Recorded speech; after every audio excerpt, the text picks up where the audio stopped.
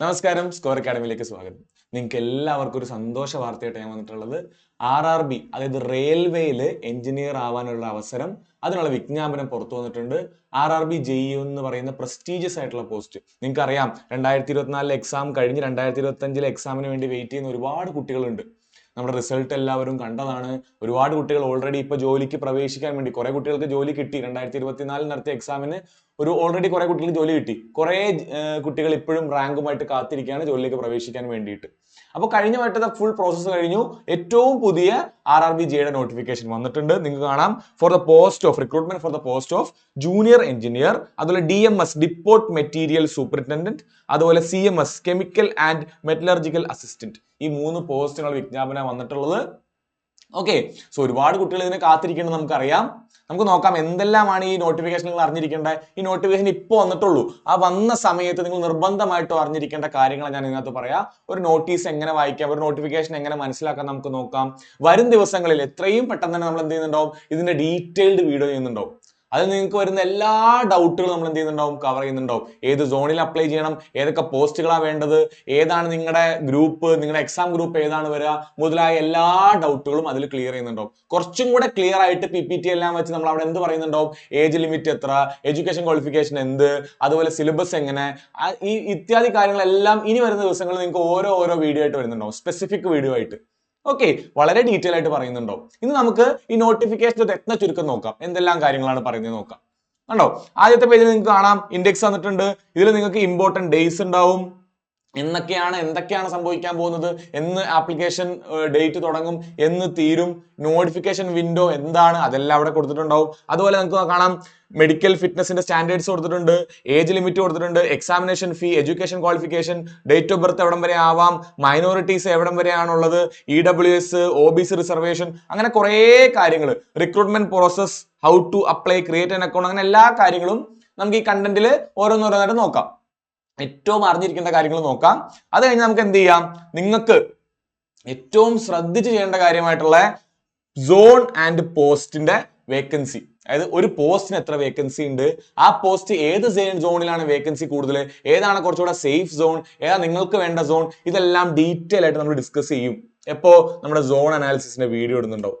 Okay, അതിൽ നമ്മൾ പറയും ട്രിവാൻഡ്രം RRBയുടെ കീഴിൽ എത്ര ഒഴിവുകളുള്ളത്, RRB ചെന്നൈയിൽ എത്ര ഒഴിവുകളുള്ളത്, എല്ലാം നോക്കിയിട്ട് മാത്രം അപ്ലൈ ചെയ്യാം.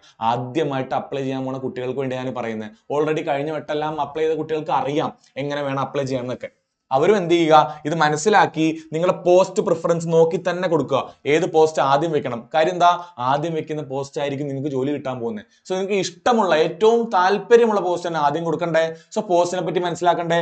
സോ പോസ്റ്റിന്റെ വീഡിയോയും സോണിന്റെ വീഡിയോയും വരുന്നുണ്ടാവും, ഡീറ്റെയിൽ ആയിട്ട് വരുന്നുണ്ടാവും. അത് കണ്ടതിന് ശേഷം മാത്രം അപ്ലൈ ചെയ്യുക, ചാടി കയറി അവർ അപ്ലൈ ചെയ്യരുത്. ഓക്കെ, പിന്നെ നമ്മൾ കാസ്റ്റ് സർട്ടിഫിക്കറ്റ് എങ്ങനെ വേണം, OBC സർട്ടിഫിക്കറ്റ് എങ്ങനെ വേണം എന്നെല്ലാം പറഞ്ഞുകൊണ്ട് ഒരു മാൻഡേറ്ററി ഡോക്യുമെന്റ്സിന്റെ വീഡിയോ വരുന്നുണ്ടാവും, അതും നിങ്ങൾ കാണുക.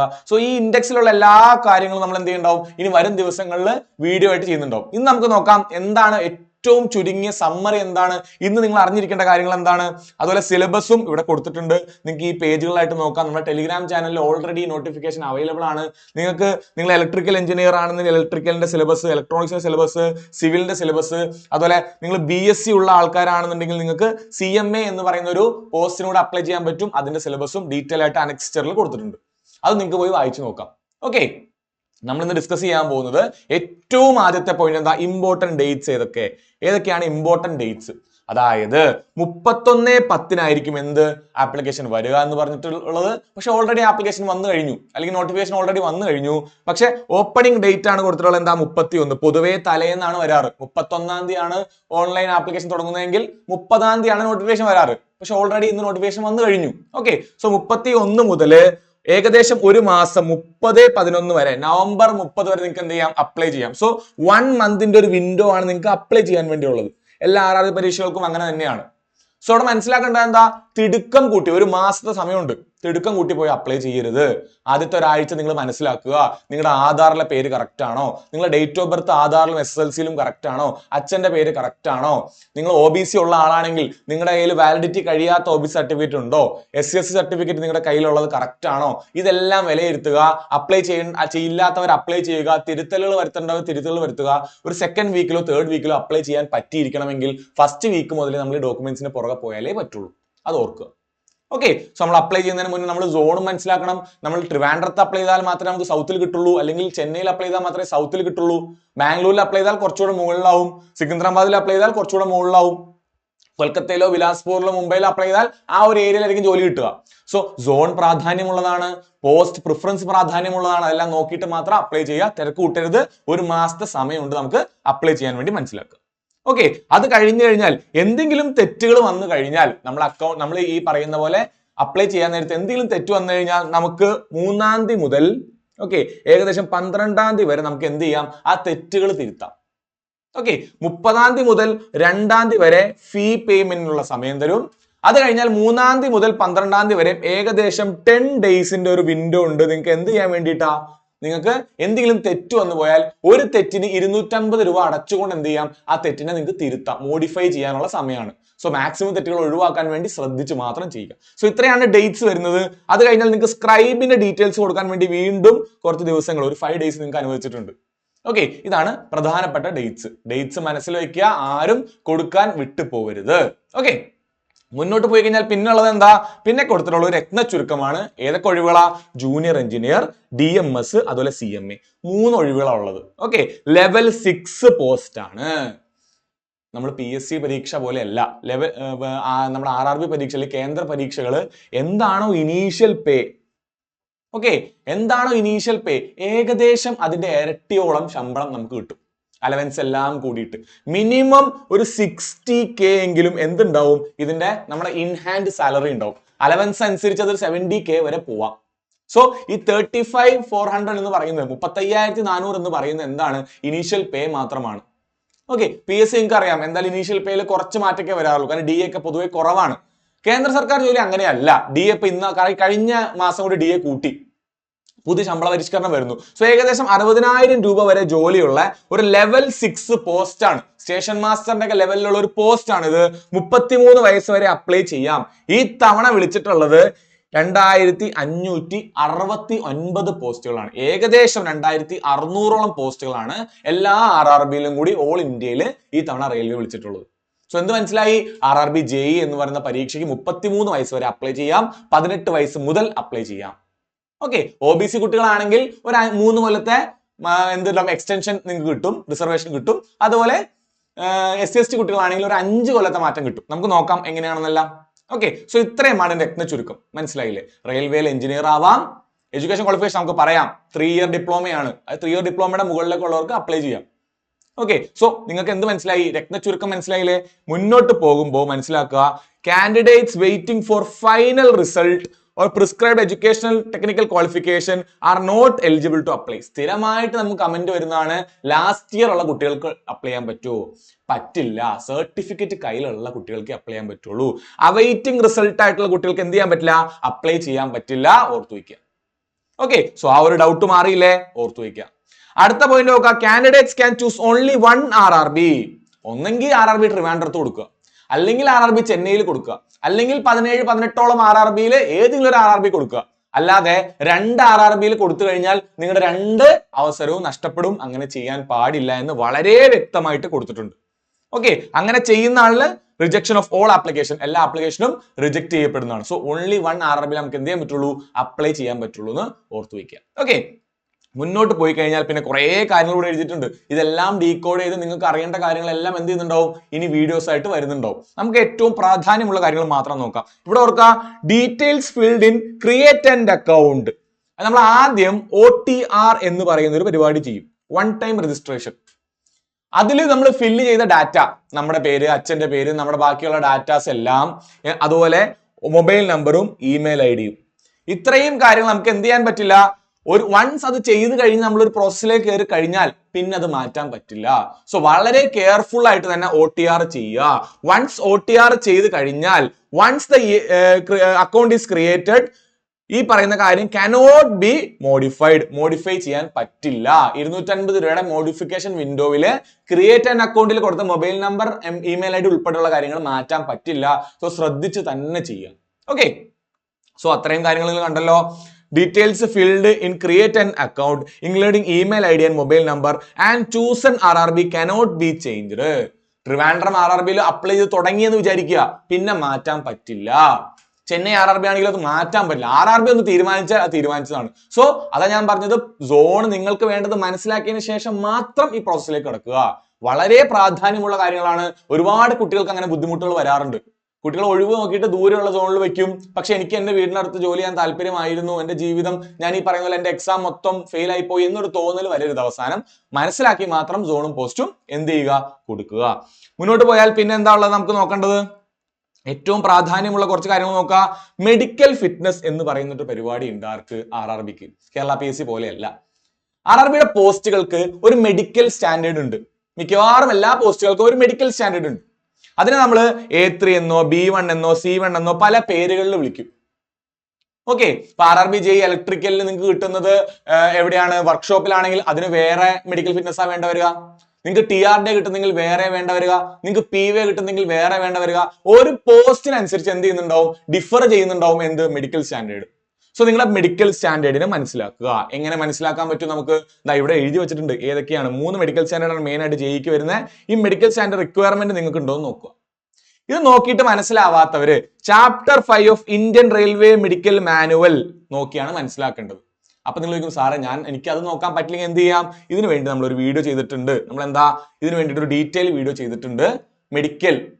RRBയുടെ മെഡിക്കൽ സ്റ്റാൻഡേർഡ്സ് ഡീകോഡ് ചെയ്യുന്നുള്ള വീഡിയോ ചെയ്തിട്ടുണ്ട്. ആ വീഡിയോയുടെ ലിങ്ക് ഞാൻ ഈ വീഡിയോയുടെ അടിയിൽ കൊടുക്കാം. അത് പോയി കണ്ട് മനസ്സിലാക്കുക. ഞാൻ A3 ഉള്ള ആളാണോ, അതോ B1 ഉള്ള ആളാണോ, അതോ C1 ഉള്ള ആളാണോ എന്ന് മനസ്സിലാക്കുക. ബേസിക്കലി മെഡിക്കൽ ഫിറ്റ്നസ് ഇവിടെ വളരെ നിർബന്ധമാണ്. നമ്മൾ എത്ര പോസ്റ്റ് പ്രയോറിറ്റി താഴോട്ട് വെച്ചാലും ഞാൻ ആ പറയുന്ന പോസ്റ്റുകൾക്ക് മെഡിക്കലി ഫിറ്റ് അല്ല എന്നുണ്ടെങ്കിൽ എനിക്ക് ആ ജോലി കിട്ടില്ല. സോ അത് നോക്കിയിട്ട് വേണം ഏത് സോണിൽ അപ്ലൈ ചെയ്യണം. എന്റെ മെഡിക്കൽ സ്റ്റാൻഡേർഡ് ഒത്തിട്ട് ഒഴിവുകൾ കൂടുതലുള്ള സോണിൽ വേണം നമ്മൾ അപ്ലൈ ചെയ്യാൻ. സോ അങ്ങനെ ഒരുപാട് കാര്യങ്ങൾ മാറ്റർ ചെയ്യുന്നുണ്ട്. മനസ്സിലാക്കിയിട്ട് മാത്രം അപ്ലൈ ചെയ്യുക. ഓക്കെ, സോ മെഡിക്കൽ സ്റ്റാൻഡേർഡ്സ് മനസ്സിലായില്ലേ? പിന്നെന്താ, നമ്മുടെ സിറ്റിസൺഷിപ്പ് നാഷണാലിറ്റി നമുക്ക് ഓക്കെയാണ്, വലിയ പ്രശ്നം വരുന്നില്ല. പിന്നെ പ്രശ്നം വരുന്നതാണ് ഏജ് ലിമിറ്റ്. ഏജ് നമ്മൾ പറഞ്ഞു 18 മുതൽ 33 വയസ്സുള്ള വരെയുള്ള ആൾക്കാർക്കാണ് എന്ത് ചെയ്യാൻ പറ്റുന്നത്? അപ്ലൈ ചെയ്യാൻ പറ്റുന്നത്. അപ്പൊ നിങ്ങൾ ചോദിക്കും, സാറേ എന്ന് മുതൽ 18 വയസ്സ് വരെ, എന്ന് മുതൽ 33 വയസ്സ് വരെ? അതും RRB വ്യക്തമായിട്ട് കൊടുത്തിട്ടുണ്ട്. ലോവർ ഏജ് ലിമിറ്റ് 1/1/2026 നിങ്ങളുടെ ലോവർ ഏജ് ലിമിറ്റ് ഉള്ള ആള് എപ്പോ ജനിച്ച ആളായിരിക്കണം? 2008 ശേഷം ജനിച്ച ആളും ഇതിന് മുന്നേ ഉള്ള ആൾക്കാരാണ് വേണ്ടത്. ഓരോന്നിനും വ്യക്തമായിട്ട് കൊടുത്തിട്ടുണ്ട്. അത് നോക്കി മനസ്സിലാക്കുക. ഫോർ എക്സാമ്പിൾ, ഞാൻ 1994 ജനിച്ച ആളാണ്. ഞാൻ 1994 ജനിച്ച ആളാണ്. ഞാനൊരു OBC NCL കാൻഡിഡേറ്റ് ആണ്. സോ എനിക്ക് ഈ പരീക്ഷ എഴുതാം. ഇങ്ങനെ നിങ്ങൾ നിങ്ങളുടെ അവസ്ഥ എന്താണെന്ന് നോക്കുക. നിങ്ങളൊരു EWS കാറ്റഗറിയിൽ പെട്ട ആളാണെന്നുണ്ടെങ്കിൽ നിങ്ങൾ എപ്പോ ജനിച്ച ആളാണെന്ന് നോക്കുക. 93 ശേഷം ജനിച്ച ആളാണെന്ന് നിർബന്ധമാണ്. അല്ലെങ്കിൽ നിങ്ങൾക്ക് എന്ത് ചെയ്യാൻ പറ്റില്ല? അപ്ലൈ ചെയ്യാൻ പറ്റില്ല. ഓക്കെ, ഈ ഒരു കാര്യം മനസ്സിലാക്കുക. അതിൽ OBCക്ക് SC/STക്ക് 5 ഇയേഴ്സും OBCക്ക് 3 ഇയേഴ്സുമാണ് എന്തുണ്ടാവുക? റിസർവേഷൻ ഉണ്ടാവുക എന്നുള്ള കാര്യം കൂടെ മനസ്സിലാക്കുക.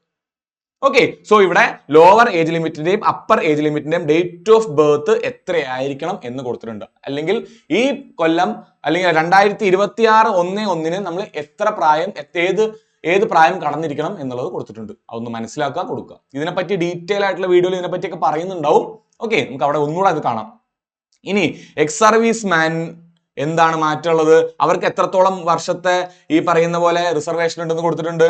അതുപോലെ PWBD, okay, person with benchmark disabilities ഉള്ള ആൾക്കാർക്ക് അവർക്ക് URനും EWSനും അതുപോലെ തന്നെ OBCക്കും SC/STക്കും പ്രത്യേകം റിസർവേഷൻ അവർക്ക് വീണ്ടും വരുന്നുണ്ട് ഇവിടെ. അതും കൊടുത്തിട്ടുണ്ട്. അതുപോലെ അതിന്റെ താഴെ group C and group D കാൻഡിഡേറ്റ്സിനുള്ളത്, പിന്നെ ക്വാസി അഡ്മിനിസ്ട്രേറ്റീവ് ഓഫീസിലുള്ളവർക്ക്, ഫീമെയിൽ കാൻഡിഡേറ്റ്സ്, വിഡോഡ് ആയിട്ടുള്ളതോ ഡിവോഴ്സ്ഡ് ആയിട്ടുള്ളതോ ജുഡീഷ്യലി സെപ്പറേറ്റഡ് ആയിട്ടുള്ളതോ ഹസ്ബൻഡിൽ നിന്ന് മാറി നിൽക്കുന്ന ആൾക്കാർക്കുള്ളതും ഇവിടെ കൊടുത്തിട്ടുണ്ട്. എത്ര നാളത്തെ റിസർവേഷൻ അവർക്ക് ഉണ്ടെന്ന് കൊടുത്തിട്ടുണ്ട്. സോ നിങ്ങളുടെ യൂണീക്നെസ് അനുസരിച്ച് ഒന്ന് വായിച്ചു നോക്കുക. ഈ നോട്ടിഫിക്കേഷൻ ഞാൻ വീണ്ടും പറയാൻ നമ്മുടെ ടെലിഗ്രാമിൽ അവൈലബിൾ ആണ്. പേജ് നമ്പർ നോക്കുക. 10ാമത്തെ പേജ് നമ്മൾ ഇപ്പോൾ എത്തിയിട്ടുണ്ട്. അതെടുത്ത് നോക്കിയിട്ട് നിങ്ങളുടെ ക്രൈറ്റീരിയ മനസ്സിലാക്കുക. അതുപോലെ സോണും പോസ്റ്റും മനസ്സിലാക്കിയിട്ട് മാത്രമേ അപ്ലൈ ചെയ്യാൻ പാടുള്ളൂ. ഓക്കെ, ഇനി നമുക്ക് മുന്നോട്ട് പോകുമ്പോൾ ഇവിടെ എഴുതി വെച്ചേക്കുന്ന കാര്യം എന്താ? Those who are awaiting for result, നമ്മൾ എഡ്യൂക്കേഷൻ ക്വാളിഫിക്കേഷനിൽ വന്നു, should not apply. Final examination result വരാത്ത ആൾക്കാർ എന്ത് ചെയ്യാൻ പാടില്ല? ഇപ്പൊ അപ്ലൈ ചെയ്യാൻ പറ്റില്ല. നിങ്ങൾക്ക് അടുത്ത JEEൽ അപ്ലൈ ചെയ്യാം. ഓക്കെ, ഇപ്പൊ ഫൈനൽ ഇയറിൽ പഠിക്കുന്ന ആൾക്കാർക്ക് ഇപ്പൊ അപ്ലൈ ചെയ്യാൻ പറ്റില്ല. നമുക്ക് അടുത്ത JEEക്ക് അപ്ലൈ ചെയ്യാം. ഇനി എല്ലാ കൊല്ലവും JEE വിളിക്കും, ആരും പേടിക്കണ്ട. ഓക്കെ, നമുക്ക് അപ്ലൈ ചെയ്യാം. സോ എന്താ വേണ്ടത് നിങ്ങൾക്ക്? എക്സാമിനേഷൻ ഫീ ആയിട്ട് എത്രയാണ് വരുന്നത്? 500 രൂപയാണ് ആർക്ക് വരുന്നത്? ഫോർ ഓൾ കാൻഡിഡേറ്റ്സ് എക്സെപ്റ്റ് ആരാ? SC, ST, ex serviceman, PWBD, female, transgender, അതുപോലെ മൈനോറിറ്റി ഓർ എക്കണോമിക്കലി ബാക്ക്വേർഡ് ആയിട്ടുള്ള കമ്മ്യൂണിറ്റീസിനും ഒഴിച്ച് അവർക്ക് എല്ലാവർക്കും 250 ബാക്കി എല്ലാവർക്കും ബേസിക്കലി അൺറിസർവ്ഡ് ആയിട്ടുള്ള എല്ലാ കാറ്റഗറിക്കും 500 രൂപയാണ് എന്ത് വരിക. അല്ലാത്തവർക്ക് 250 രൂപയാണ് എന്ത് വരിക, ആപ്ലിക്കേഷൻ ഫീ ആയിട്ട് വരിക. ഓക്കെ, സോ ആപ്ലിക്കേഷൻ ഫീ മനസ്സിലായി, 500 ഓർ 250 രൂപ. ഓക്കെ, നിങ്ങൾ ഈ പറയുന്ന SC, ST, ex serviceman, PWBD, female, transgender, minority or EBCയിൽ പെട്ട ആൾക്കാരല്ലെങ്കിൽ 500 രൂപ അടച്ചു വേണം നിങ്ങൾ എന്ത് ചെയ്യാൻ, ഈ പറയുന്ന പോലെ ആപ്ലിക്കേഷൻ കൊടുക്കാൻ. പക്ഷെ ഈ 500 രൂപ അടച്ചുകൊണ്ട് പൈസ മൊത്തം തീരുന്നുണ്ടോ? ഇല്ല. ഇതിനകത്തൊരു നമുക്ക് ഒരു വിഹിതം നമുക്ക് എന്ത് ചെയ്യുന്നു, തിരിച്ചു കിട്ടുന്നുണ്ടോ? CBT 1 പരീക്ഷയ്ക്ക് ശേഷം നമുക്ക് ഈ പറയുന്ന ഒരു വിഹിതം തിരിച്ചു കിട്ടുന്നുണ്ടോ? അത് എത്രത്തോളമാണ് നമുക്ക് നോക്കാം, മുന്നോട്ട് പോകുമ്പോൾ നോക്കാം. ഇതിൽ EBC എന്ന് പറയുന്ന പരിപാടി ഉണ്ട്. എന്താ? EWS അല്ല, OBCയും അല്ല, പിന്നെന്താ? EBC. എന്താണ് EBC? EBC എന്ന് പറഞ്ഞാൽ 50,000-ൽ കവിയാതെ, ഒരു കൊല്ലത്തിൽ 50,000-ൽ താഴെ ഇൻകം ഉള്ള ആൾക്കാർക്ക് EBC എന്ന് പറയുന്ന റിസർവേഷൻ കിട്ടും. അവർക്ക് എത്ര കൊടുത്താൽ മതി? 250 കൊടുത്താൽ മതി. പൊതുവേ കേരളത്തിൽ EBC ഉള്ള ആൾക്കാരെ കാണാറില്ല. എന്നാൽ ഉണ്ടെങ്കിൽ നിങ്ങൾക്ക് എന്ത് ചെയ്യാൻ പറ്റും? അത് കൊടുക്കാൻ പറ്റും. അത് അവിടെ കൊടുത്തിട്ടുള്ളത് EBC സർട്ടിഫിക്കറ്റ് ഉള്ള ആൾക്കാർക്ക് എന്ത് ചെയ്യാം? 30/11/25 മുന്നേ ഉള്ള EBC സർട്ടിഫിക്കറ്റ് ഉള്ള ആൾക്കാർക്ക് എന്ത് ചെയ്യാം? 250 രൂപയുടെ ആ ഒരു ഡിസ്കൗണ്ട് കിട്ടുന്നുണ്ടാവും, അല്ലെങ്കിൽ ആ ഡിഡക്ഷൻ കിട്ടുന്നുണ്ടാവും. ഓക്കെ, സോ ഇവിടെ കൊടുത്തിട്ടുണ്ട് EBC സർട്ടിഫിക്കറ്റ് എങ്ങനെയാണ് കാണിക്കേണ്ടതെല്ലാം. 7.3 ഒന്ന് വായിച്ചു നോക്കുക. EBC certificate those annual family income is 50,000 less than 50, annual family income less than 50,000, 50,000-ൽ താഴെ ആനുവൽ ഫാമിലി ഇൻകം ആവണം. ഓക്കെ, എന്നാൽ മാത്രമേ അത് കിട്ടുള്ളൂ. 50,000 ആവണമെങ്കിൽ എത്ര? 12 മാസത്തിൽ 50,000 ആവണം. അപ്പോൾ ഒരു മാസത്തിൽ എത്രയേ പാടുള്ളൂ എന്ന് നിങ്ങൾ കണക്കൂട്ടി നോക്കുക. അതിന് വേണ്ടിയിട്ടുള്ള ഡോക്യുമെന്റ്സ് ഏതാ പറ്റുന്നത് എന്ന് കൊടുത്തിട്ടുണ്ട്. അത് വെച്ച് നിങ്ങൾക്ക് അപ്ലൈ ചെയ്യാം. ഓക്കെ, മുന്നോട്ട് പോകുമ്പോൾ അടുത്ത് നോക്കുക, റീഫണ്ട് ഓഫ് എക്സാമിനേഷൻ ഫീ. നമ്മൾ പറഞ്ഞില്ലേ 500 രൂപ അടച്ച ഒരാൾ മനസ്സിലാക്കേണ്ട കാര്യം എന്താ? All candidates must clearly mention their bank details. അതായത് ബാങ്ക് ഡീറ്റെയിൽസ്, നെയിമും അക്കൗണ്ട് ഹോൾഡറുടെ പേരും അക്കൗണ്ട് നമ്പർ എല്ലാം കൊടുത്തു കഴിഞ്ഞാൽ 500 രൂപ അടച്ച ആൾക്ക് 400 രൂപ തിരിച്ചു കിട്ടും. 250 രൂപ അടച്ച ആൾക്ക് മൊത്തം പൈസ തിരിച്ചു കിട്ടും. ഓക്കെ, സോ നിങ്ങൾ നിങ്ങളുടെ ബാങ്ക് ഡീറ്റെയിൽസ് കൊടുത്തു കഴിഞ്ഞാൽ 500 രൂപ അടച്ച ആൾക്ക് എത്ര? 400 രൂപ തിരിച്ചു കിട്ടും. 250 കൊടുത്ത ആൾക്ക് എത്ര? 250 രൂപയും തിരിച്ചു കിട്ടും. സോ നിങ്ങൾ 500 രൂപ അടച്ചാലും 100 രൂപ ചെലവാവുള്ളൂ. ബാക്കി 450 രൂപ നിങ്ങൾ CBT 1 എഴുതി കഴിഞ്ഞാൽ, ഗിവൺ ദാറ്റ് നിങ്ങൾ എന്ത് ചെയ്യണം? CBT 1 എഴുതണം. എഴുതി കഴിഞ്ഞാൽ നിങ്ങൾക്ക് എന്ത് ചെയ്യും? ആ പൈസ തിരിച്ചു കിട്ടും. ഓക്കെ, അതുകൂടെ ഒന്ന് നോട്ട് ചെയ്ത് വെക്കുക. സോ വ്യക്തമായിട്ട് എന്ത് ചെയ്യുക? നിങ്ങൾ ബാങ്കിന്റെ ഡീറ്റെയിൽസ് കൊടുക്കുക. ഞാൻ എന്തിനാ ഇപ്പോൾ RRB അപ്ലൈ ചെയ്യുമ്പോൾ ബാങ്കിന്റെ ഡീറ്റെയിൽസ് കൊടുക്കുന്നത് എന്ന് ഓർക്കരുത്. കൊടുത്താൽ മാത്രമേ ഈ പറയുന്ന 400 രൂപ തിരിച്ചു കയറുള്ളൂ. അതും തെറ്റിക്കാതെ വ്യക്തമായിട്ട് തന്നെ കൊടുക്കുക. ഓക്കെ, അടുത്ത മേജർ ആയിട്ടുള്ള കാര്യമാണ് OBC കാറ്റഗറിയിൽ പെട്ട ആൾക്കാരാണ്. OBC NCL, OBC non creamy layer കാറ്റഗറിയിൽ പെട്ട ആൾക്കാരാണെങ്കിൽ അവർ എന്ത് ചെയ്യണം? അവരുടെ സർട്ടിഫിക്കറ്റ് അനക്സ്റ്റർ 2-ൽ കാണിച്ചേക്കുന്ന പോലെ നമ്മുടെ നോട്ടിഫിക്കേഷന്റെ പേജ് നമ്പർ 61 എടുക്കുക, 62 എടുക്കുക. ഈ പേജ് നമ്പറുകളിൽ എന്തുണ്ടാവും? OBC സർട്ടിഫിക്കറ്റും SC/ST സർട്ടിഫിക്കറ്റും ഉണ്ടാവും. അതുപോലുള്ള സർട്ടിഫിക്കറ്റ് നിങ്ങളുടെ കൈവശം ഉണ്ടാവണം. എന്നാൽ മാത്രമേ നിങ്ങൾക്ക് എന്ത് ചെയ്യുള്ളൂ? OBC സർട്ടിഫിക്കറ്റ് കിട്ടുള്ളൂ. OBC certificate after 2025 but not later than, നമ്മുടെ ആപ്ലിക്കേഷൻ തീരുന്നതിന് തൊട്ട് മുമ്പുള്ളത് 30/11 മുമ്പും April 1 ശേഷവുമുള്ള എന്ത് കിട്ടണം? Issued on or after April 1, 2025. അതായത് April 1 ശേഷമുള്ള നിങ്ങളുടെ കയ്യിൽ വേണം. April 1 പ്രത്യേകത എന്താ? ഫിനാൻഷ്യൽ ഇയർ ആണ്. ഫിനാൻഷ്യൽ ഇയർ April 1 ശേഷമുള്ള, April 1, 2025 ശേഷമുള്ള ഒരു OBC സർട്ടിഫിക്കറ്റ് ഉണ്ടെങ്കിൽ മാത്രമേ നിങ്ങൾക്ക് എന്ത് കിട്ടുള്ളൂ? RRB JEE എന്ന് പറയുന്ന ഈ പരീക്ഷയ്ക്ക് നിങ്ങൾക്ക് എന്ത് കിട്ടുള്ളൂ? OBC റിസർവേഷൻ കിട്ടുള്ളൂ. ഏപ്രിലിന് മുമ്പുള്ള, കഴിഞ്ഞ വട്ടം അപ്ലൈ ചെയ്തപ്പോൾ April 1, 2025 മുമ്പുള്ള OBC സർട്ടിഫിക്കറ്റ് ഉള്ള ആൾക്കാരാണ് കിട്ടില്ല. കാര്യം എന്താ? ഒരു കൊല്ലേ OBC സർട്ടിഫിക്കറ്റിന് വാലിഡിറ്റി ഉള്ളൂ. സോ April 1, 2025 ശേഷമുള്ള OBC സർട്ടിഫിക്കറ്റ് ഉള്ള ആൾക്കാർക്ക് മാത്രമേ OBC റിസർവേഷൻ കിട്ടുള്ളൂ. സോ OBC NCL സർട്ടിഫിക്കറ്റ് നിങ്ങൾ എന്ത് ചെയ്യുക? അക്ഷയയിൽ പോയി വാങ്ങിക്കുക. ഏത് പരീക്ഷകള്? Central government എക്സാംസിനുള്ളത്. ആര് ഒപ്പിട്ടതായിരിക്കണം? മിനിമം തഹസിൽദാർ എങ്കിലും ഒപ്പിട്ടതായിരിക്കണം. വില്ലേജ് ഓഫീസർ ഒപ്പിട്ടത് പറ്റില്ല. സോ നിങ്ങൾ എങ്ങനെയാണ് എടുക്കേണ്ടത്? അക്ഷയ സെന്ററിൽ ചെല്ലുക, തഹസിൽദാർ ഒപ്പിട്ട സെൻട്രൽ ഗവൺമെന്റ് പരീക്ഷകൾക്കുള്ള OBC NCL സർട്ടിഫിക്കറ്റ് അപ്ലൈ ചെയ്യുക, വാങ്ങിക്കുക. ഒരു 7 ദിവസത്തോളം എടുക്കും ആ പ്രോസസ്സിന്. അത് വെച്ച് നിങ്ങൾക്ക് എന്ത് ചെയ്യാം? അപ്ലൈ ചെയ്യാം. ഓക്കെ, സോ ഇവിടെ ഡീറ്റെയിൽ ആയിട്ട് കൊടുത്തിട്ടുണ്ട്. ഡോക്യുമെന്റ് വെരിഫിക്കേഷന്റെ സമയത്ത് എന്ത് ചെയ്യണം? നിങ്ങളൊരു സെൽഫായിട്ടുള്ള ഒരു ഡിക്ലറേഷനും കൊടുക്കണം. അതിന്റെ കൂടെ ഈ OBC NCL സർട്ടിഫിക്കറ്റ് തഹസിൽദാറിൽ കുറയാത്ത ഒരാൾ സർട്ടിഫൈ ചെയ്തതും വേണം. ഓക്കെ, അക്ഷയയിൽ പോയി അപ്ലൈ ചെയ്താൽ മതിയോ? ഓക്കെ, അത് ഡീറ്റെയിൽ ആയിട്ട് കൊടുത്തിട്ടുണ്ട്. അതിന് താഴെ EWS എപ്പം ഏതിനു ശേഷമുള്ളതായിരിക്കണം? 2024-25 ഫിനാൻഷ്യൽ ഇയറിലെ ഇൻകം വെച്ചിട്ടുള്ള EWS സർട്ടിഫിക്കറ്റ് വേണം. അതിന്റെ ഡാറ്റ ഇവിടെ കൊടുത്തിട്ടുണ്ട് ഡീറ്റെയിൽ ആയിട്ട്. ഓക്കെ, സെൻട്രൽ ഗവൺമെന്റ് എക്സാംസിനുള്ള EWS സർട്ടിഫിക്കറ്റും നിങ്ങളുടെ കയ്യിലുണ്ടെങ്കിൽ നിങ്ങൾക്ക് EWS റിസർവേഷനോട് കൂടി അപ്ലൈ ചെയ്യാം. So OBC reservation, EWS reservation, SC/ST reservation. Annexure 60 മുതൽ താഴോട്ട് നോക്കിയാൽ മതി. പേജ് നമ്പർ 60 മുതൽ താഴോട്ട് നോക്കിയാൽ മതി. അനക്സ്റ്റർ 1, 2, 3 നിങ്ങൾക്ക് കാണാൻ പറ്റും ആ സർട്ടിഫിക്കറ്റ്. ഓക്കെ, നിങ്ങൾ അക്ഷയ പോയിട്ട് അപ്ലൈ ചെയ്താൽ മതിയാവും. ഓക്കെ, സോ സർട്ടിഫിക്കറ്റിന്റെ കാര്യങ്ങൾ മനസ്സിലായില്ലേ? ഇനി ഇവിടെ കുറെ കാര്യങ്ങൾ കൊടുത്തിട്ടുണ്ട്.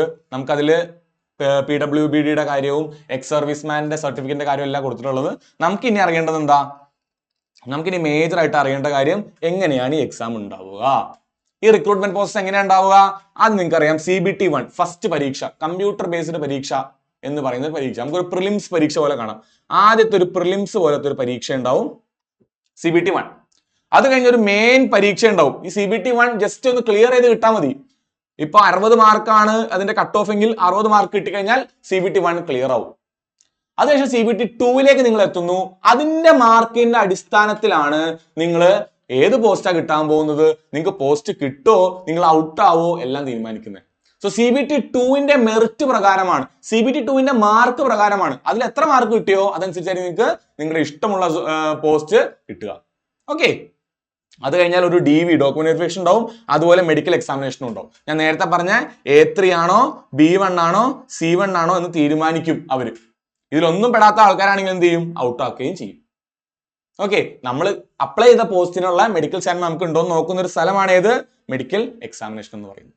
അതും കൂടെ നോക്കും. ഓക്കെ, ഇനി ഓരോ സ്റ്റേജിൽ എന്താ പ്രത്യേകത? സ്റ്റേജ് 1 90 മിനിറ്റ് ഉള്ള പരീക്ഷയാണ്, 100 മാർക്കിനുള്ളത്. അതിന്റെ സിലബസ് ആണ് ഈ കൊടുത്തിട്ടുള്ളത്. Maths, general intelligence and reasoning, അതായത് maths, reasoning, general awareness, general science. ഓരോന്നിനും എത്ര മാർക്കാ കണ്ടോളൂ. മാത്സിന് 30 മാർക്ക്, റീസണിങ്ങിന് വീണ്ടും എത്ര? 25 മാർക്ക്, പിന്നെ ജനറൽ അവയർനെസ്സിന് 15 മാർക്ക്, ജനറൽ സയൻസിന് എത്ര? 30 മാർക്ക്. കൂട്ടി നോക്കുമ്പോ 100 മാർക്ക്. ഓക്കെ, സോ ഇതാണ് CBT-1 സിലബസ്. വൺസ് ഈ സിലബസ് പഠിച്ച് നമ്മൾ പരീക്ഷ എഴുതി കട്ട് ഓഫ് ക്ലിയർ ആയി കഴിഞ്ഞാൽ, ഓരോ RRBയും ഓരോ കട്ട് ഓഫ് ഇടും. ആ കട്ട് ഓഫ് ക്ലിയർ ആയി കഴിഞ്ഞാൽ നമ്മൾ CBT-2 എത്തും. CBT-2 എന്താ വ്യത്യാസം? പുതിയ കുറച്ച് സിലബസ് വരും. ജനറൽ അവയർനെസ് ഇവിടെ സെയിം ആണ്. അതുപോലെ ഫിസിക്സ്, കെമിസ്ട്രി ഉണ്ട്, സയൻസിൽ ബയോളജി ഇല്ല. ഈ രണ്ടെണ്ണം നമ്മൾ മുന്നേ പഠിച്ചതാ. പക്ഷെ അവിടെ ഒരു പുതിയ സിലബസ് വരും. ആരൊക്കെ? Basics of computer and application വരും. നമ്മൾ IT എന്ന് പറഞ്ഞ് PSCയിൽ പഠിക്കുന്നില്ലേ? കമ്പ്യൂട്ടർ ആപ്ലിക്കേഷൻ വരുന്നു. Basics of environment and pollution control, RRB junior engineer, റെയിൽവേയിൽ എഞ്ചിനീയർ ആവുമ്പോൾ നമ്മൾ എന്ത് ചെയ്യണം? നമ്മുടെ പരിസ്ഥിതിനെ പറ്റി, എൻവയോൺമെന്റിനെ പറ്റിയും പൊല്യൂഷൻ കൺട്രോൾ ചെയ്യാനും പഠിക്കണം. അതിന്റെ ഒരു സിലബസ് വരുന്നു. ബാക്കി നമ്മുടെ എഞ്ചിനീയറിംഗുമായിട്ട് ബന്ധപ്പെട്ട syllabus. Okay, 3 year diploma qualification ഉള്ള ആൾക്കാരല്ലേ എഴുതുന്നത്. നിങ്ങൾ ഏത് എഞ്ചിനീയറിംഗ് ആണ് പഠിച്ചത് അതനുസരിച്ചുള്ള സിലബസും വരുന്നുണ്ടാവും. ഓക്കെ, ആ സിലബസ് ഞാൻ നേരത്തെ പറഞ്ഞ പോലെ അനക്സ്റ്ററിൽ കൊടുത്തിട്ടുണ്ട്. നമ്മുടെ ഈ നോട്ടിഫിക്കേഷന്റെ ഏറ്റവും അവസാനം ഓരോന്നിന്റെയും സിലബസ് കൊടുത്തിട്ടുണ്ട്. ഓക്കെ, സോ CBT-2 എന്താ പറ്റാ? ജനറൽ അവയർനെസ്സിന് 15 മാർക്ക്, അതുപോലെ ഫിസിക്സ് കെമിസ്ട്രിക്ക് 15 മാർക്ക്, കമ്പ്യൂട്ടറിനും എൻവയോൺമെന്റിനും 10 മാർക്ക് വെച്ചിട്ട് ടെക്നിക്കൽ എബിലിറ്റിക്ക് ഇതിന് 100 മാർക്സ് ആണ്. സോ ഇവിടെ 150 ക്വസ്റ്റ്യനും 120 മിനിറ്റുമാണ് ഉണ്ടാവുക. 100 മാർക്കിന്റെ എന്താ ഉണ്ടാവുക? ടെക്നിക്കൽ ചോദ്യങ്ങൾ ഉണ്ടാവുക. 50 മാർക്കിൽ 15 മാർക്കിന്റെ ജനറൽ അവയർനെസ് ഉണ്ടാവും. അതുപോലെ 15 മാർക്കിന്റെ ഫിസിക്സ് കെമിസ്ട്രി ഉണ്ടാവും. കമ്പ്യൂട്ടറും എൻവയോൺമെന്റും 10 മാർക്ക് വെച്ചിട്ട് 50 മാർക്ക് ടെക്നിക്കൽ അല്ലാത്തത്. നോൺ ടെക്നിക്കലിന് 50 മാർക്കും ടെക്നിക്കലിന് 100 മാർക്കുമാണ് CBT-2 ഉണ്ടാവും. ഇതും പാസ്സായി മുന്നോട്ട് പോകുന്നവർക്കുള്ളതാണ് എന്ത്? പിന്നെ മെഡിക്കൽ എക്സാമിനേഷനും ഡോക്യുമെന്റ് വെരിഫിക്കേഷനും. അത് കഴിഞ്ഞാൽ നമുക്ക് ജോലിയിലേക്ക് പ്രവേശിക്കാം. ഇനി സ്ഥിരമായിട്ടുള്ള ഡൗട്ടാണ്, നമ്മൾ ഏതൊക്കെ, ഇപ്പൊ ഫോർ എക്സാമ്പിൾ കുട്ടികൾ ചോദിക്കും, സാർ ഞാൻ മെക്കട്രോണിക്സ് ആണ് പഠിച്ചത്, അപ്പൊ എനിക്ക് ഏതിൽ അപ്ലൈ ചെയ്യാം? നിങ്ങൾക്ക് മെക്കാനിക്കലിൽ അപ്ലൈ ചെയ്യാം. മെഷീനിങ് എഞ്ചിനീയറിംഗ് പഠിച്ചെങ്കിൽ മെക്കാനിക്കൽ അപ്ലൈ ചെയ്യാം. ഓക്കെ, നിങ്ങൾക്ക് ഏത് ഡിഗ്രി, ഏത് എക്സാം ഗ്രൂപ്പാ കൊടുക്കാൻ പറ്റുക, അല്ലെങ്കിൽ ഏതിലെ ചോദ്യങ്ങളാ വരാ ടെക്കില്? ഇപ്പോ ഇലക്ട്രോണിക്സ് എന്ന് പറയുന്ന ഒരു എക്സാം ഗ്രൂപ്പിൽ നിങ്ങൾ പെടണമെങ്കിൽ നിങ്ങൾ എന്താ? Computer science, computer, IT, communication, ഈ പറയുന്ന ഏതെങ്കിലും സ്ട്രീമില് 3 ഇയേഴ്സ് ഡിപ്ലോമ ഇൻ എഞ്ചിനീയർ അല്ലെങ്കിൽ BTech ചെയ്തിട്ടുള്ള ആളായിരിക്കണം. ഓക്കെ, സോ ഇവിടെ കൊടുത്തിട്ടുള്ളത് ഈ ഓരോ ഗ്രൂപ്പിലും പെടുന്ന ആൾക്കാർ ആരെല്ലാമാണെന്ന് കൊടുത്തിട്ടുണ്ട്. വ്യക്തമായിട്ട് മനസ്സിലാക്കുക. ഓക്കെ, അതല്ല നമ്മൾ പറഞ്ഞു CMA എന്ന് പറയുന്ന ഒരു കാറ്റഗറി ഉണ്ട്. ഓക്കെ, കെമിക്കൽ ആൻഡ് മെറ്റലർജി എന്ന് പറഞ്ഞ ഒരു കാറ്റഗറി ഉണ്ട്. ആ കാറ്റഗറിയിലാണ് നിങ്ങൾക്ക് BSc കെമിസ്ട്രിയോ ഫിസിക്സോ മതിയാവും. സോ BSc കെമിസ്ട്രി ഫിസിക്സ് ഉള്ള ആൾക്കാർക്കും എന്ത് ചെയ്യാം, ഈ പറഞ്ഞ നോട്ടിഫിക്കേഷൻ വെച്ചിട്ട് CMA എന്ന പോസ്റ്റിന് വേണ്ടി അപ്ലൈ ചെയ്യാം. So basically mechanical, electrical, electronics, civil, CMA അതുപോലെ ഏതെങ്കിലും ഒരു എഞ്ചിനീയറിംഗ് ഉള്ളവർക്ക് DMS എന്ന് പറയുന്ന ഡിപ്പോർട്ട് മെറ്റീരിയൽ സൂപ്രിണ്ടന്റ് എന്ന് പറയുന്ന ഒരു പോസ്റ്റിൽ അപ്ലൈ ചെയ്യാം. സോ മൊത്തം എത്ര പോസ്റ്റുകൾ ഉണ്ട് ഇവിടെ? മെക്കാനിക്കൽ 1, 2, 3, 4, 5, 6 പോസ്റ്റുകളുള്ളത്. ഏതെങ്കിലും ഒരു ഡിഗ്രി ഉണ്ടെങ്കിൽ നിങ്ങൾക്ക് DMS അപ്ലൈ ചെയ്യാം. BSc ഇൻ കെമിസ്ട്രിയോ ഫിസിക്സോ ഉണ്ടെങ്കിൽ മാത്രമേ CMA അപ്ലൈ ചെയ്യാൻ പറ്റുള്ളൂ. ഓക്കെ, സോ അത്രയും കാര്യങ്ങളാണ് നമ്മുടെ എഡ്യൂക്കേഷൻ ക്വാളിഫിക്കേഷനിലും റിക്രൂട്ട്മെന്റ് പ്രോസസ്സിലും വരുന്നത്. ഓക്കെ, ഫോർ എക്സാമ്പിൾ നിങ്ങൾ കമ്മ്യൂണിക്കേഷൻ എഞ്ചിനീയറിംഗ് പഠിച്ച ആളാണെന്നുണ്ടെങ്കിൽ നിങ്ങൾക്ക് ഇലക്ട്രോണിക്സ് എന്ന് പറയുന്ന ഗ്രൂപ്പിലായിരിക്കും നിങ്ങൾ പരീക്ഷ എഴുതുക. ഓക്കെ അല്ലേ? മുന്നോട്ട് പോവാം. അടുത്തത് ഹൗ ടു അപ്ലൈ ചെയ്യാൻ നേരത്തെ ശ്രദ്ധിക്കേണ്ട ഒരു കാര്യം, no changes will be allowed on the details entered in create an account, mobile number, email ID and choose an RRB. അതിവിടെ എഴുതിയിട്ടില്ല. സോ ഇത് ഇടയ്ക്കിടയ്ക്ക് ഒരു പറയുന്നുണ്ട്, ശ്രദ്ധിക്കുക. നമ്മുടെ how to apply video detail ആയിട്ട് വരുന്നുണ്ടാവും. അത് കണ്ടതിന് ശേഷം മാത്രം അപ്ലൈ ചെയ്യുക, തെറ്റുകൾ വരുത്താതിരിക്കുക. ഒന്നെങ്കിൽ നിങ്ങൾ 250 രൂപ കൊടുത്താൽ തെറ്റ് തിരുത്തേണ്ടി വരും, അല്ലെങ്കിൽ ക്രിയേറ്റ് ആൻ അക്കൗണ്ടിലോ അല്ലെങ്കിൽ ഇമെയിൽ IDയിലോ മൊബൈൽ നമ്പറിലോ ഒന്ന് തെറ്റാണെങ്കിൽ നിങ്ങൾക്ക് മാറ്റാൻ പറ്റുകയില്ല. ഓക്കെ, സോ അതൊന്ന് നോക്കുക. പിന്നെ നമുക്ക് ഈ പറയുന്ന പോലെ ഡീറ്റെയിൽ ആയിട്ട് നമ്മൾ ഹൗ ടു അപ്ലൈയിൽ പറയുന്നുണ്ടാവും. അവിടെ നമ്മൾ ലൈവ് ഫോട്ടോ ആണ് ക്യാപ്ചർ ചെയ്യേണ്ടത്. പഴയ പോലെ നമ്മൾ PSCയിൽ അപ്ലൈ ചെയ്യുമ്പോഴോ അത് നേരത്തെ നമ്മൾ റെയിൽവേക്ക് അപ്ലൈ ചെയ്തപ്പോൾ നമ്മൾ എന്ത് ചെയ്തു, നമ്മുടെ ഫോട്ടോ അപ്ലോഡ് ചെയ്യുകയാണ് ചെയ്തത്. ഇനി അങ്ങനെയല്ല, ഒരു 2-3 നോട്ടിഫിക്കേഷൻ മുന്നേ ഒരു മാറ്റം വരുത്തിയിട്ടാണ് അവർ ലൈവ് ഫോട്ടോ ക്യാപ്ചർ ആണ് ചെയ്യേണ്ടത്. അവിടെ നമ്മൾ എന്ത് ചെയ്യണം, നമ്മുടെ മൊബൈലിന്റെ ഫ്രണ്ട് ക്യാമറയിൽ നമുക്ക് ക്യാപ്ചർ ചെയ്യാൻ പറ്റും. മാക്സിമം നമ്മൾ എന്ത് ചെയ്യുക, വൈറ്റ് അല്ലാത്ത ഡ്രസ്സ് എടുത്തിട്ട് ഡാർക്ക് കളർ ഇട്ടിട്ട് ഒരു വൈറ്റ് ബാക്ക്ഗ്രൗണ്ടിൽ നിന്നിട്ട് മാക്സിമം ഫോട്ടോ എടുക്കാൻ ശ്രമിക്കുക. അതിന്റെ ഡീറ്റെയിൽസ് ഇവിടെ കൊടുത്തിട്ടുണ്ട്. തൊപ്പി, മാസ്ക്, ഗ്ലാസ് മുതലായ സാധനങ്ങളൊന്നും വയ്ക്കാതിരിക്കുക, അങ്ങനെ കുറെ ഡീറ്റെയിൽസ് ഇവിടെ കൊടുത്തിട്ടുണ്ട്. അതെല്ലാം ആ വീഡിയോ നമ്മൾ എടുക്കാൻ നേരത്തെ പറയുന്നുണ്ടാവും. ഹൗ ടു അപ്ലൈയിൽ ഡീറ്റെയിൽ ആയിട്ട് പറയുന്നുണ്ടാവും. ആ ക്ലാസ് ഒന്ന് കണ്ടാൽ മതിയാവും, ആ അപ്ഡേറ്റ് ഒന്ന് കണ്ടാൽ മതിയാവും. ഓക്കെ, ഇനി മാൻഡേറ്ററി ഡോക്യുമെന്റ്സ് നിങ്ങൾക്ക് അവിടെ അപ്ലോഡ് ചെയ്യേണ്ട വരും. ഏതാ? മേജർ ആയിട്ട് സൈനും അതുപോലെ SC ST റിസർവേഷൻ വേണമെങ്കിൽ അതിന്റെ സർട്ടിഫിക്കറ്റും അപ്ലോഡ് ചെയ്യേണ്ട വരും. Free travel pass, SC ST കുട്ടികൾക്ക് ഫ്രീ ട്രാവൽ പാസ് കിട്ടും. അതായത് ഇപ്പൊ നമ്മൾ എറണാകുളത്തുള്ളൊരു കുട്ടിയാണ്, എനിക്ക് ട്രിവാൻഡ്രത്താണ് പരീക്ഷ വന്നത് എന്നുണ്ടെങ്കിൽ എറണാകുളം മുതൽ ട്രിവാൻഡ്രം വരെ സ്ലീപ്പർ ക്ലാസ് ടിക്കറ്റ് നിങ്ങൾക്ക് ഫ്രീ ആയിട്ട് കിട്ടും, SC ST ഉള്ള കുട്ടികളാണെങ്കിൽ. അതിനുവേണ്ടി നിങ്ങൾ എന്ത് ചെയ്യണം, നിങ്ങളുടെ SC ST സർട്ടിഫിക്കറ്റ് എന്ത് ചെയ്യണം, അപ്ലോഡ് ചെയ്യണം. എല്ലാ കുട്ടികളും ചെയ്യേണ്ട ഒരു കാര്യമാണ് എന്ത്, സിഗ്നേച്ചർ അപ്ലോഡ് ചെയ്യാൻ. സോ മേജർ ആയിട്ട് 3 കാര്യങ്ങളാണ് നമുക്ക് വേണ്ടത്. ഒന്ന് ഫോട്ടോ, അത് ലൈവായിട്ട് എടുക്കുന്നതുകൊണ്ട് അപ്ലൈ ചെയ്യേണ്ട ആവശ്യമില്ല. പിന്നെ സിഗ്നേച്ചറും SC ST സർട്ടിഫിക്കറ്റും അതുള്ള കുട്ടികൾക്ക് അത് അപ്ലോഡ് ചെയ്താൽ മാത്രമേ അവർക്ക് ഫ്രീ ട്രാവൽ അലവൻസ് കിട്ടുള്ളൂ. ഓക്കെ, പിന്നെ സിഗ്നേച്ചറിൽ ശ്രദ്ധിക്കേണ്ട കാര്യം എന്താ, ബ്ലാക്ക് ഇങ്ക് പെന്ന് കൊണ്ട് തന്നെ എന്ത് ചെയ്യുക, സിഗ്നേച്ചർ ഇടുക. അതിന്റെ റിക്വയർമെന്റ് ഇവിടെ കൊടുത്തിട്ടുണ്ട്, ആ റിക്വയർമെന്റ് അനുസരിച്ച് ഇടുക. നോൺ ബ്ലാക്ക് ഇങ്ക് പെന്ന് ഉപയോഗിക്കാതിരിക്കുക. വൈറ്റ് ബാക്ക്ഗ്രൗണ്ട് അല്ലാത്ത ബാക്ക്ഗ്രൗണ്ട് ആണെങ്കിൽ, നോൺ വൈറ്റ് ബാക്ക്ഗ്രൗണ്ട് ആണെങ്കിൽ റിജക്ട് ചെയ്യാനുള്ള സാധ്യതയുണ്ട്. ബ്ലാക്ക് ഇങ്ക് അല്ലെങ്കിൽ റിജക്ട് ചെയ്യാനുള്ള സാധ്യതയുണ്ട്. അതുപോലെ നിങ്ങൾ സാധാരണമായിട്ട് എഴുതി ഒപ്പിടുന്ന ഒപ്പല്ലാതെ വിട്ട് എഴുതിയാലും അത് റിജക്ട് ചെയ്യാനുള്ള സാധ്യതയുണ്ട്. അങ്ങനെ റിജക്ട് ചെയ്യാനുള്ള കാരണങ്ങൾ ഇവിടെ കൊടുത്തിട്ടുണ്ട്, അതും ഒന്ന് പോസ് ചെയ്ത് വായിച്ചു നോക്കുക. വളരെ സിമ്പിൾ ആയിട്ടുള്ള കാര്യങ്ങളാണ് ഹൗ ടു അപ്ലൈ വീഡിയോയിൽ ഡീറ്റെയിൽ ആയിട്ട് പറയുന്നുണ്ടാവും. ഓക്കെ, ഇനി എന്താ ഇവിടെ കൊടുത്തിട്ടുള്ളത് നമുക്ക് നോക്കാം. ഇനി ഏറ്റവും ഇമ്പോർട്ടന്റ് ആയിട്ടുള്ള കാര്യങ്ങൾ എന്താ ഉള്ളത്, ഇതാ മോഡിഫിക്കേഷൻ. നമ്മൾ പറഞ്ഞു പെർ മോഡിഫിക്കേഷന് 250 രൂപ വെച്ച് ക്രിയേറ്റ് ആൻ അക്കൗണ്ടും ചൂസ് ആൻ RRB ഒഴിച്ചുള്ള കാര്യങ്ങൾ മാറ്റാൻ വേണ്ടി പെർ മോഡിഫിക്കേഷൻ എന്തെങ്കിലും ഒരു മാറ്റത്തിന് 250 രൂപ വെച്ച് പേ ചെയ്യേണ്ടി വരും. അതുകൊണ്ട് ശ്രദ്ധിച്ച് മാത്രം അപ്ലൈ ചെയ്യുക. സോ ഇത്രയും കാര്യങ്ങളാണ് മേജർ ആയിട്ടുള്ളത്. ഇനി നമുക്ക് നോക്കുക, ഫ്രീ ട്രാവൽ പാസ് കിട്ടും ആർക്ക്, SC ST സ്റ്റുഡൻസിന്. ഓക്കെ, അവർക്ക് ഒരു സ്ലീപ്പർ ക്ലാസ് വരെ, സ്ലീപ്പർ SL എന്ന് പറഞ്ഞ ടിക്കറ്റ്, സ്ലീപ്പർ ക്ലാസ് വരെ ടിക്കറ്റ് ഫ്രീ ട്രാവൽ പാസ് ആയിട്ട് കൊടുക്കും.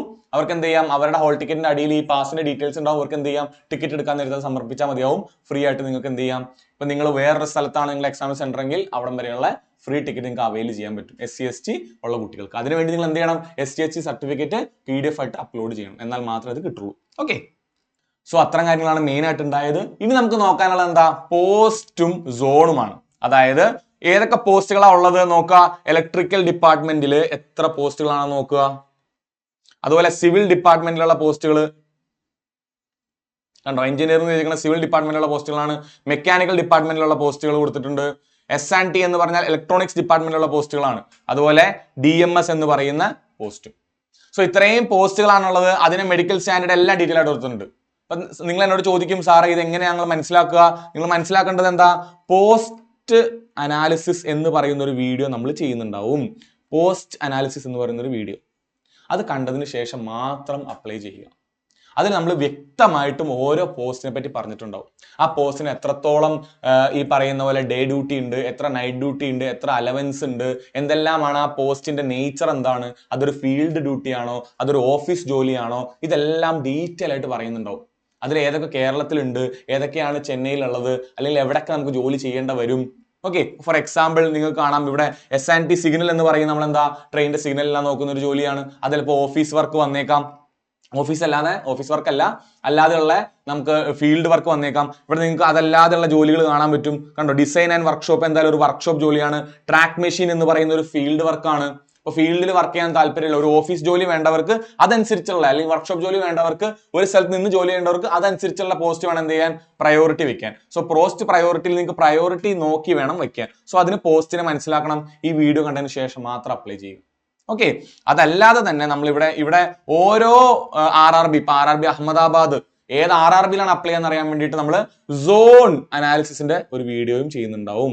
സോൺ അനാലിസിസ്, ഏത് സോണിൽ വേണം അപ്ലൈ ചെയ്യാൻ. സോ RRB ജെയിനെ സംബന്ധിച്ചിടത്തോളം സോണും പോസ്റ്റും മനസ്സിലാക്കിയതിന് ശേഷം മാത്രം അപ്ലൈ ചെയ്യും. അല്ലെങ്കിൽ എന്ത് പറ്റും, എനിക്ക് കേരളത്തിൽ അല്ലെങ്കിൽ തമിഴ്നാട് ആ ഒരു ഏരിയ സദേൺ റെയിൽവേ ജോലി ചെയ്യാൻ ആഗ്രഹമുള്ള ഞാൻ വേറെ എവിടെയെങ്കിലും കൊണ്ടുപോയി അപ്ലൈ ചെയ്തു ഒഴിവ് കണ്ടിട്ട്, പിന്നീട് എനിക്ക് തോന്നരുത് എന്ത്, എനിക്ക് ഇവിടെ അപ്ലൈ ചെയ്തായിരുന്നെങ്കിൽ ജോലി കിട്ടിയേനെ, ഞാൻ നല്ലോണം പഠിക്കുന്നുണ്ടായല്ലോ, എനിക്ക് ഇവിടെ അപ്ലൈ ചെയ്താലും മതിയായിരുന്നു എന്ന് പിന്നെ തോന്നിയാൽ മാറ്റാൻ പറ്റില്ല. നേരത്തെ പറഞ്ഞ പോലെ ചൂസ് ആൻ RRB പിന്നെ മാറ്റാൻ പറ്റില്ല. അതുപോലെ പോസ്റ്റിന്റെ പ്രയോറിറ്റിയും പിന്നെ മാറ്റാൻ പറ്റില്ല. ആ പ്രയോറിറ്റി അനുസരിച്ച് നമുക്ക് ജോലി കിട്ടുക. സോ അത് വ്യക്തമായിട്ട് മനസ്സിലാക്കിയതിന് ശേഷം മാത്രം അപ്ലൈ ചെയ്യുക. ഓക്കെ, ഇനി അങ്ങോട്ട് താഴോട്ട് ഞാൻ പോകുന്നില്ല. താഴോട്ട് ഇനി എഴുതിയിട്ടുള്ളത് എന്തൊക്കെയാണ്, അനക്സ്റ്ററിലുള്ള കാര്യങ്ങളാണ് ഇനി അങ്ങോട്ടുള്ളത്.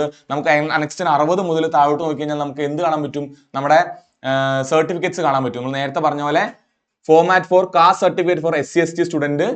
ഓക്കെ, കണ്ടോ 61 പേജ് ആണ്. പേജ് നമ്പർ 62 OBC NCLന്റെ സർട്ടിഫിക്കറ്റും ഉണ്ട് അനക്സ്റ്റർ 2. ഓക്കെ, അതനുസരിച്ച് വേണം നിങ്ങൾ അപ്ലൈ ചെയ്യാൻ. ഇത് self declaration for OBC students ആണ്. അത് നമ്മളെ DVയുടെ സമയത്ത് ഇതെല്ലാം വേണ്ട വരുന്നത്. പക്ഷെ OBC സർട്ടിഫിക്കറ്റും SC/ST സർട്ടിഫിക്കറ്റിന്റെയും കമ്മ്യൂണിറ്റി ഈ പറയുന്ന പോലെ ഡേറ്റും അതുപോലെ നമ്പറും സർട്ടിഫിക്കറ്റ് നമ്പർ ഇവിടെ കൊടുത്തിട്ടുണ്ടാവും. അത് രണ്ടും നമുക്ക് അപ്ലൈ ചെയ്യാൻ നേരത്ത് വേണം. സോ ഓൾറെഡി ഫസ്റ്റ് ഒരു വീക്കിൽ തന്നെ നിങ്ങൾ ഈ പറഞ്ഞ ഡോക്യുമെന്റ്സ് എല്ലാം റെഡിയാക്കി വെക്കുക. ഓക്കെ, ഇനി ഈ പറയുന്ന ടെക്നിക്കൽ സിലബസ് എനിക്ക് പഠിക്കാൻ പറ്റുമോ, എന്നെ കൊണ്ട് പഠിക്കാൻ പറ്റുമോ എന്ന് അറിയണമെങ്കിൽ ഏറ്റവും താഴെ പോവുക. നമ്മുടെ സിലബസ് ഡീറ്റെയിൽ ആയിട്ട് അവിടെ കൊടുത്തിട്ടുണ്ട്. ഏതൊക്കെ വിഷയങ്ങൾക്ക്, ഇലക്ട്രിക്കൽ ആണെങ്കിൽ ഏതെല്ലാം ചോദ്യങ്ങളാണ്, ഏതെല്ലാം ടോപ്പിക്കാണ് പഠിക്കേണ്ടത്, ഇലക്ട്രോണിക്സ് ആണെങ്കിൽ കണ്ടോ ആദ്യം തന്നെ കൊടുത്തിട്ടുള്ളത് ഏതിന്റെയാണ്, സിവിൽ എഞ്ചിനീയറിംഗിന്റെ സിലബസ് കൊടുത്തിട്ടുണ്ട്. ഏതൊക്കെ മൊഡ്യൂൾ കണ്ടോ, ഏകദേശം എത്ര മൊഡ്യൂൾ ഉണ്ട് ഇവിടെ, 24ഓളം മൊഡ്യൂൾ ഉണ്ട്, വ്യക്തമായിട്ട് കൊടുത്തിട്ടുണ്ട്. ഇതും കൂടെ കണ്ടതിന് ശേഷം തീരുമാനം എടുക്കുക, അപ്ലൈ ചെയ്യുക. ഒട്ടും വൈകരുത്. ഡേ 1 മുതൽ നിങ്ങൾ പ്രോസസ്സിലായിരിക്കണം. വളരെ സൂക്ഷിച്ച് മാത്രം ആധാർ ആയാലും SSLCയിലുള്ള ഡീറ്റെയിൽസ് തന്നെ അപ്ലോഡ് ചെയ്യുക. പേരും അച്ഛന്റെ പേരെല്ലാം SSLCയും ആധാറും ക്രോസ് വെരിഫൈ ചെയ്ത് അപ്ലോഡ് ചെയ്യുക. അതുപോലെ സോണ്, പോസ്റ്റ്, നിങ്ങൾ ക്രിയേറ്റ് ആൻ അക്കൗണ്ട് കൊടുക്കുമ്പോൾ ഡീറ്റെയിൽസ് ഇതെല്ലാം വ്യക്തമായിട്ട് നോക്കിയിട്ട് മാത്രം അപ്ലൈ ചെയ്യുക. എന്തെങ്കിലും സംശയങ്ങളുണ്ടെങ്കിൽ കമന്റ് ആയിട്ട് ഇടുക, അല്ലെങ്കിൽ നമ്മളെ പേഴ്സണലി വിളിച്ചു ചോദിക്കുക. നമുക്ക് എന്ത് ചെയ്യാം, അതിനെല്ലാം ഉത്തരം നിങ്ങൾക്ക് പറ്റുന്ന പോലെ തരാൻ പറ്റും. ഇല്ലെങ്കിൽ നിങ്ങൾ RRB തൊട്ടടുത്തുള്ള RRBയിലേക്ക് പോയി ചോദിക്കുക, അല്ലെങ്കിൽ അവിടെ വിളിച്ച് ചോദിക്കുക. നിങ്ങളെ കൊണ്ട് പറ്റുന്ന എല്ലാ കാര്യങ്ങളും ചെയ്തിട്ട് വ്യക്തമായിട്ടൊരു ഐഡിയ ഉണ്ടാക്കിയതിന് ശേഷം മാത്രം അപ്ലൈ ചെയ്യുക. ഓക്കെ, സോ ഇത്രയും കാര്യങ്ങളാണ് എനിക്ക് പറയാനുള്ളത്. ഇനി വരും ദിവസങ്ങളിൽ നമ്മൾ ഡീറ്റെയിൽ അനാലിസിസ് വീഡിയോ വരുന്നുണ്ടാവും. നിങ്ങളുടെ സംശയങ്ങൾ മാറ്റാനുള്ള വെബിനാർ പോലുള്ള കാര്യങ്ങൾ വരുന്നുണ്ടാവും. How to apply video, zone analysis, post analysis, how to study plan, ഓരോ വിഷയങ്ങളുടെയും വ്യക്തമായിട്ടുള്ള ഓറിയന്റേഷൻ, ഇതെല്ലാം വരുന്നുണ്ടാവും. എല്ലാവരും കാത്തിരിക്കുക. നമ്മുടെ RRB JEEയുടെ കഴിഞ്ഞ വട്ടത്തെ പ്രസ്റ്റീജിയസ് ബാച്ചിൽ ഒരുപാട് പേര് പാസ്സായിട്ടുണ്ട്. ഒരുപാട് പേർക്ക് അവരുടെ സ്വപ്ന ജോലിയിൽ എത്താൻ പറ്റിയിട്ടുണ്ട്. നമ്മൾ ഇനിയും ഈ കൊല്ലത്തെ ബാച്ച് ഇനിയും വരാനുണ്ട്. ഇപ്പോൾ ഉള്ള ബാച്ചിന്റെ ലിങ്ക് ഞാൻ ഇവിടെ കൊടുത്തേക്കാം. ആ ബാച്ചിന്റെ പോസ്റ്റർ നിങ്ങൾ കാണുക, നമ്മുടെ റിസൾട്ട്സ് മനസ്സിലാക്കി ഡെമോ വീഡിയോസ് കണ്ടതിന് ശേഷം തന്നെ തീരുമാനം എടുക്കുക. എല്ലാവർക്കും എൻ്റെ best of luck. Thank you.